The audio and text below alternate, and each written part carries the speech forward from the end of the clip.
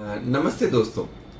Endoscopic carpal tunnel release एक ऐसा तरीका है जिससे conventional open carpal tunnel surgery के मुकाबले में सर्जरी बहुत ही एक्यूरेटली और छोटे इंसिजन के साथ की जा सकती है। साथ ही साथ इसमें रिकवरी भी फास्ट होती है। इसमें जो स्कार टेंडरनेस है, मतलब बाद में जो दर्द होने का चांसेस है, वह भी कम रहता है। तो जो कन्वेंशनल सर्जरी होती है कार्पल टनल की, उसमें जो ट्रांसवर्स कार्पल लिगामेंट है वो आपके हाथ के हथेली के इस हिस्से में रहता है और इस तरह का इंसिजन देके सर्जरी की जाती है और ट्रांसवर्स कार्पल लिगामेंट को देख के काट दिया जाता है।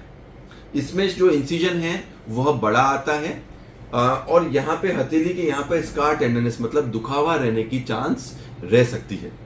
इसकी तुलना में एंडोस्कोपिक कार्पल टनल रिलीज जो है हम नीचे से करते हैं। एक ट्रांसवर्स इंसिजन आता है, छोटा इंसिजन आता है, आपके हथेली के जो मार्क्स हैं उसके अंदर ही आता है तो दिखाई भी नहीं देता है और इसमें टेंडरनेस मतलब बाद में दर्द और दुखावा होने की चांस कम होती है। इस पद्धति को हम एंडोस्कोपिक कार्पल टनल किट के माध्यम से करते हैं। यहाँ देखिए, यह एक endoscopic carpal tunnel release kit है।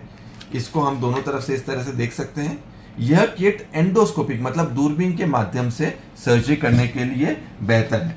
तो इस सर्जरी किट को जब हम खोलते हैं तो हम ये देखते हैं कि इसमें कई सारे इंस्ट्रूमेंट्स हैं, कई तरह के डायलेटर्स हैं। तो देखिए, सर्जरी करने के लिए यहाँ से एक इंसिजन दिया जाता है, करीबन 1 से 1.5 सेंटीमीटर का इंसिजन होता है। इसको यहाँ से खोल दिया जाता है। उसके बाद यहाँ पे 2 डायलेटर्स दिए गए हैं। पहला डायलेटर जो है वो 5 मिलीमीटर का होता है, उसको डाल दिया जाता है। दूसरा डायलेटर 7 मिलीमीटर का होता है, उसको डाल दिया जाता है। और उसके बाद ट्रोकार और कैनुला का जो सेट है इसको अंदर डाल दिया जाता है।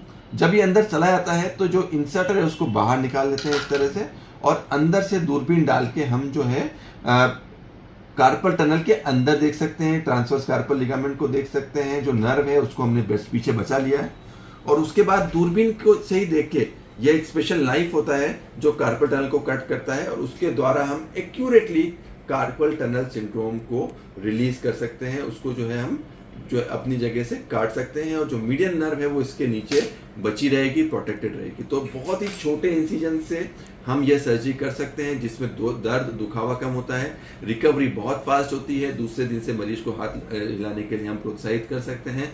जो मूवमेंट है हाथ के वह भी हम जल्दी शुरू कर सकते हैं और बाद में जो हथेली में दर्द होने का चांस है वह भी इस तकनीक से काफ़ी कम हो जाता है। तो एंडोस्कोपिक कार्पल टनल रिलीज आज की तारीख में कार्पल टनल सिंड्रोम है। अगर आपको हाथ में सुनपन पड़ रहा है, हाथ जो है हाथ में जो मीडियन नर्व कंप्रेशन के कारण हो रहा है, तो उसके लिए एंडोस्कोपिक कार्पल टनल मैं मानता हूं कि सबसे अच्छी तकनीक है इस सर्जरी को करने के लिए। अगर आपको इसके बारे में और कोई भी जानकारी चाहिए तो आप नीचे दिए नंबर पर संपर्क कर सकते हैं। अगर आपको कोई प्रश्न है तो कमेंट बॉक्स में लिख के पूछ सकते हैं। धन्यवाद।